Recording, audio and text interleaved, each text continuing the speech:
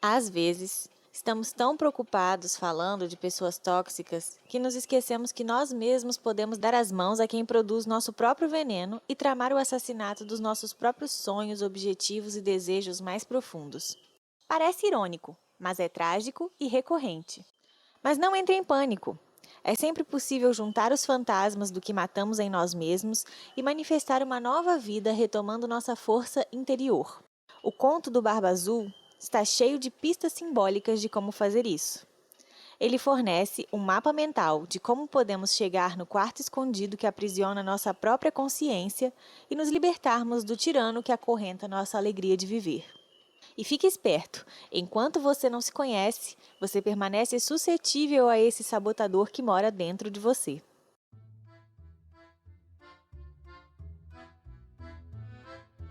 Oi, esse é o Imago Mundi, o podcast da revista Inspira. Somos os criadores do caderno da autossabotagem.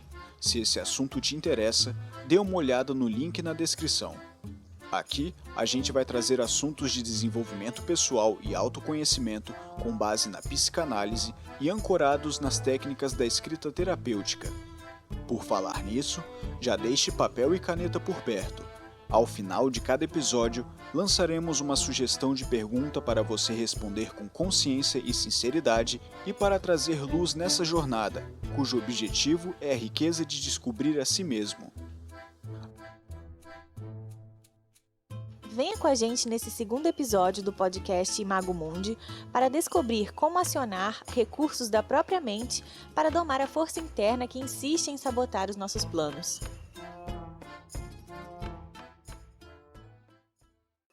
A gente começa o episódio de hoje contando uma história bem antiga, que mesmo que você não conheça, você pode estar vivendo ela internamente e nem sabe. Essa história já foi contada e recontada de várias formas, em diferentes tradições, entre os povos russos, eslavos, alemães e franceses. É a história do Barba Azul. Conta-se que havia um homem imenso e exótico. Ele tinha uma barba azul e uma queda pelas mulheres. Em alguns lugares comentavam que ele era um mágico fracassado. No momento, ele cortejava 3 irmãs ao mesmo tempo e, como é típico, jogava todo o seu charme para as 3. Enquanto as mais velhas nutriam suspeitas e temores pela figura do Barba Azul, a mais nova pensou: se um homem pode ser tão encantador, talvez ele não seja tão mau. Ela então se casou com ele e partiram para o seu castelo no bosque.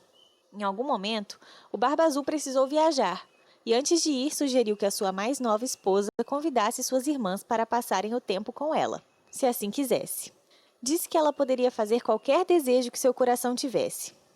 Podia cavalgar nos melhores cavalos, fazer banquetes e mexer nos cofres.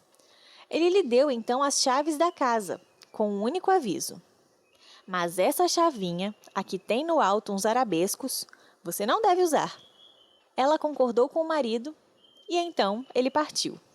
Mas bastou que suas irmãs chegassem que surgiu a ideia de um jogo. Testar todas as chaves em todas as portas do castelo para ver qual cômodo aquela chavinha proibida abriria. Eram 3 andares, 100 portas em cada ala, e elas se divertiam, indo de porta em porta. Por fim, ouviram uma porta batendo no porão e correram para ver. Mas ela já havia se fechado. Era a única porta que restava no castelo inteiro. Animadas e ansiosas, colocaram a chavinha misteriosa na fechadura e a porta abriu. O que havia? O quarto era escuro, de modo que a esposa precisou de uma vela para iluminar e ver o que havia ali. Levantou a vela e com muito espanto se deparou com uma poça de sangue, ossos humanos e muitos crânios empilhados. Elas fecharam a porta em desespero e tiraram a chave do trinco, mas já era tarde. A chave começou a verter lágrimas de sangue vermelho escuro. Isso entregaria sua traição para o marido. Então a jovem esposa tentou de todas as formas limpar e conter o sangramento da chave. Usou um esfregão, fogo, cinzas, teias de aranha e nada funcionou. Por fim, escondeu a chave dentro do guarda-roupas. Na manhã seguinte, o Barba Azul voltou de sua viagem.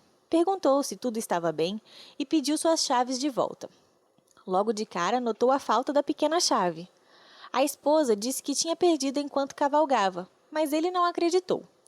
Perguntou novamente: a acusou de traidora e então a pegou pelos cabelos e a atirou no chão. Encontrou a chave no guarda-roupas da mulher, onde já havia manchado todos os vestidos.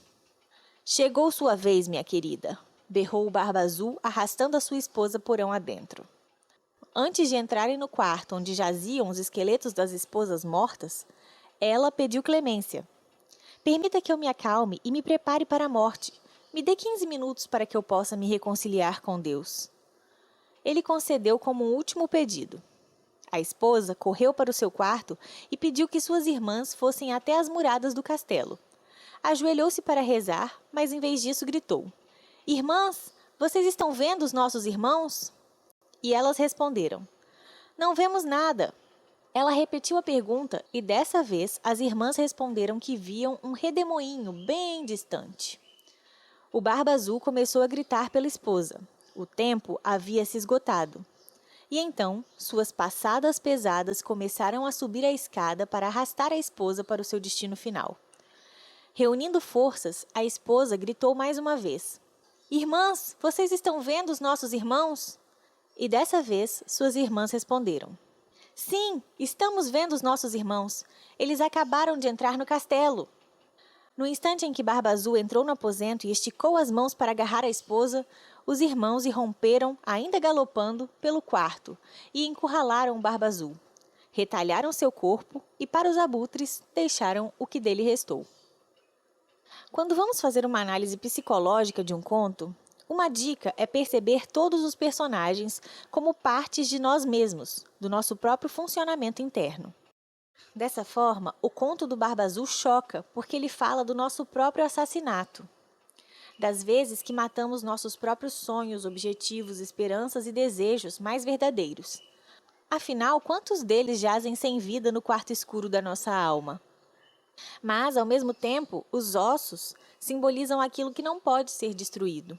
Por isso, não entre em pânico. Dá sempre para vingar a morte das outras esposas tomando o rumo certo, que é recuperar o poder pessoal e fugir do domínio dessa força cruel capaz de nos enfraquecer, proibindo assim que a história de matança se prolongue. Algumas pessoas podem interpretar essa história como o retrato de um relacionamento abusivo.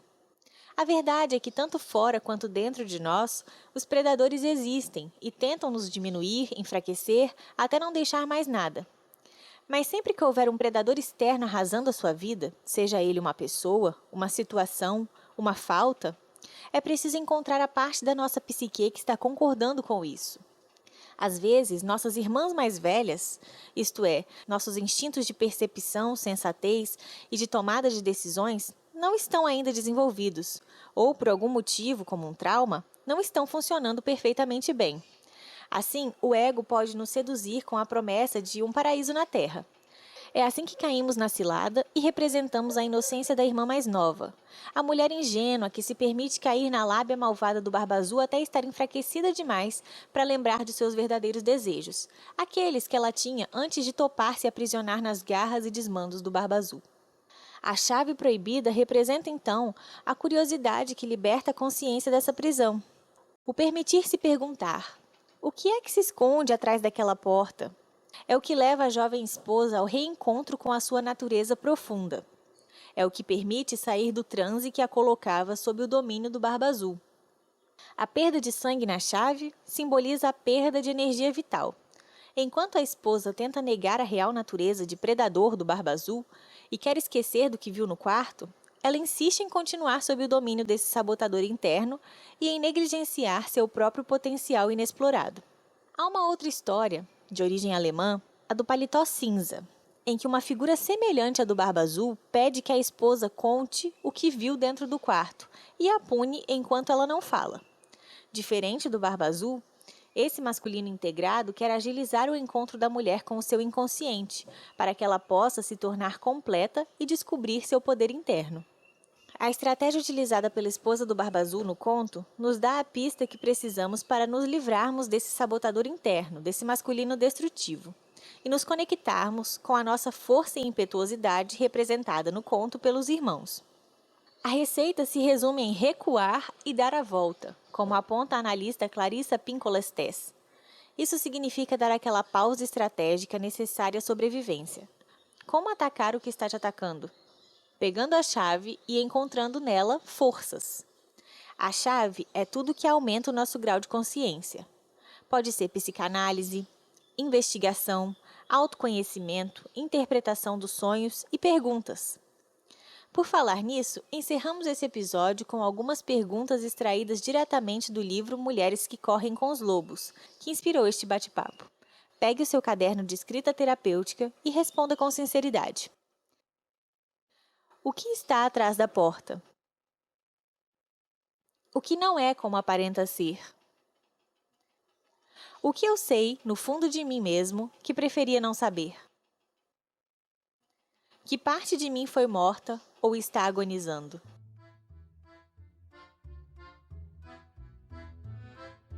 As perguntas são a chave mestra para abrir as portas que você deixou trancadas ao longo dos anos.